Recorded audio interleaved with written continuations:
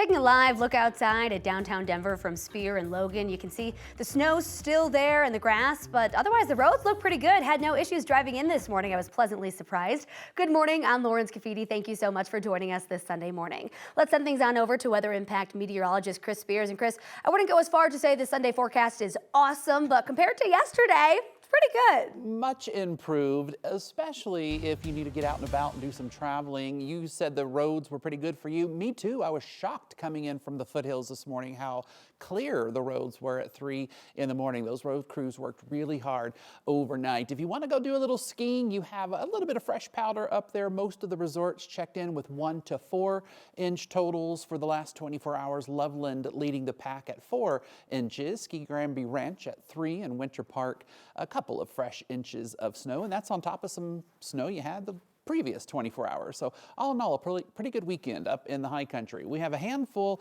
of light flurries on that live camera we were showing you. I saw 1 or 2 fly by.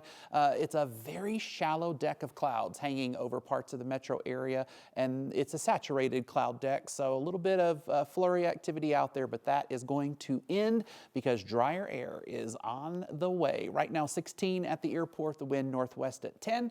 We're going to warm up today a little more than yesterday, but not a ton, only about 27 here in the city, but a little sunshine later in the day will feel great. 20s and 30s from the high country to the eastern plains with a few 40s out on the western slope. And that is the edge of a warm up coming our way for this week. And then Lauren, we have a new storm entering the picture sometime Thursday, Friday. I'll give you the details on the main forecast coming up. Thank you so much, Chris. Developing right now, police in Colorado Springs are investigating a deadly shooting that left 3 people dead. It happened just after 8 Saturday morning. Officers responded to shots fired on South Union Boulevard. That's where they found 3 men dead at the scene. It's not clear this morning what led to the deadly shooting. Colorado Springs PD is asking anyone with information to give them a call. You can remain anonymous. A man from Denver is in custody this morning. Police arrested him after a bar fight in Edgewater turned into a shooting early Saturday morning. 2 people got hurt. It happened at the Skyline Pub near Sheridan Boulevard right before the bar closed. Police say there was some kind of fight between a group of people when someone pulled out a gun and fired, hitting 2 people. Both victims were taken to the hospital. One suffered minor injuries while the other remains in stable but critical condition. Edgewater police say the suspect is a 29-year-old man from Denver. This morning, all tenants are out of a Denver apartment building the city shut down for severe health hazards. The building is run by CBZ Management. That is the same company that owns the apartment complexes in Aurora at the center of Venezuelan gang claims. For many people living in the Denver building, they say the conditions inside were unlivable for quite some time. Court documents cited several violations like pest infestations and lack of heat. The city did offer tenants movers and temporary housing for the weekend, but some told us they're still feeling a lot of uncertainty. We had to uproot everything and leave, and I'm angry because they had their chances to change. They had their chances to fix things. They had their chances to make things right, but they decided not to. Court documents show the building was put on the city's list of neglected and derelict buildings in November. The property owners were given 30 days to submit a plan to fix the issues, but they never did. In a statement, the city said they'll help with the next steps, but they haven't said exactly when or what they'll be doing. Closure notices are also being posted at another CBZ management-run property.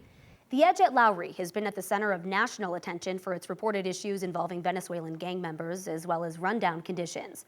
Just last month, Aurora police say a couple at the complex was kidnapped and tortured. The posted notices are the city's next steps in closing the 5 remaining buildings there following a court decision to close the apartment complex. This winter, more Coloradans need help keeping their heat on. The state's Energy Assistance Program is reporting an 8% increase in people needing help compared to last year. 9 News reporter Colton Chavez spoke with a nonprofit who says they want to lend a hand. We have had some pretty cold temperatures, especially like within the last week.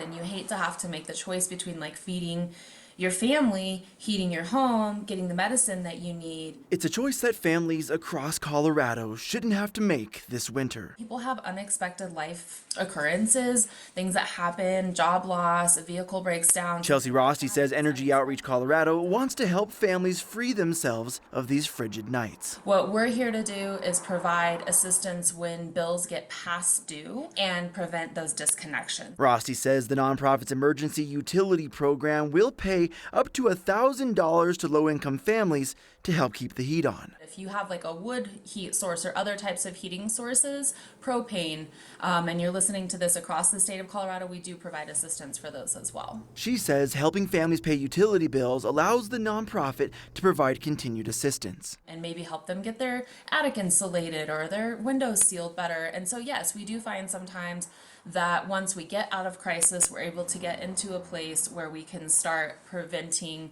those high bills in the future. Rossi says it's a future where the growing cost of utility bills could mean even offering similar programs this summer. We're gonna need a program for cooling. Folks are not really able to live any longer in a normal elevation here in Colorado without cooling.